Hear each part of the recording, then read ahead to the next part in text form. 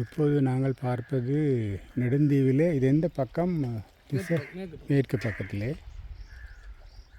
பார்த்தீர்கள் என்று சொல்லி சொன்னால் இது பெருங்கடல். அந்த கடலுக்கு அங்கால் கூகுள் மேப்பில் பார்த்தால் தெரியும் ராமேஸ்வரம் ஒரு மிகவும் அண்மையிலே இருக்கிறது. அதாவது இந்த சில காலநிலை சரியாக இருக்கும்போது அந்த ராமேஸ்வரம் அந்த கோபுரமோ அந்த டவர் தெரியும் என்று சொல்கிறார்கள். இது பெரிய ஆழ்கடல்.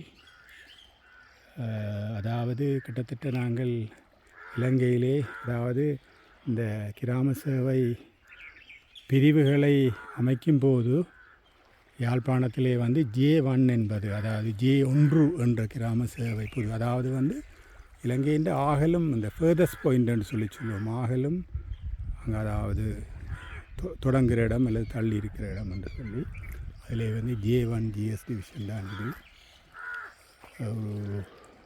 நெடுந்தீவில்.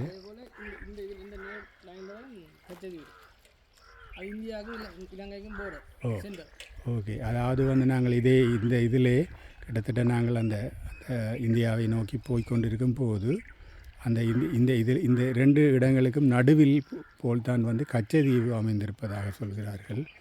எங்கள் எல்லோருக்கும் கச்சதீவு பற்றி தெரியும். கச்சதீவிலே வருடாந்தம் அந்த உற்சவம், அந்த அந்தோனியார் உற்சவம் நடக்கிற போது இந்த ரெண்டு நாட்டு மக்களும் அங்கே சென்று வழிபடுவார்கள்.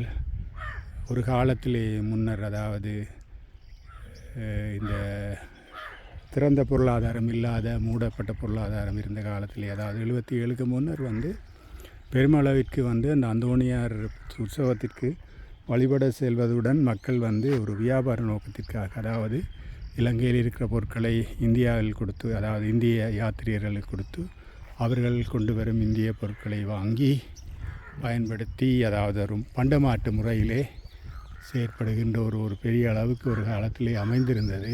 தற்போது இந்த திறந்த பொருளாதார கொள்கை வந்ததனால் அவ்வாறான வியாபார நோக்கத்திற்காக அங்கே செல்பவர்கள் இல்லை அல்லது குறைவென்று சொல்லலாம். என்றாலும் அந்த அந்தோனியார் கோயில் உற்சவம் என்பது தமிழ்நாட்டவர்களுக்கும் எங்கள் இலங்கையர்களுக்கும் அது நிச்சயமாக தனியே கத்தோலிக்கர்கள் மட்டுமல்ல, எல்லா சமயத்தை சேர்ந்தவர்களும் அதற்கு அந்த உற்சவத்துக்கு போவார்கள். அந்த வகையிலே ஒரு முக்கியமான இலங்கையின் முக்கியமான பிரசித்தி பெற்ற ஒரு இடத்தில் தான் நாங்கள் இப்போ நிற்கிறோம்.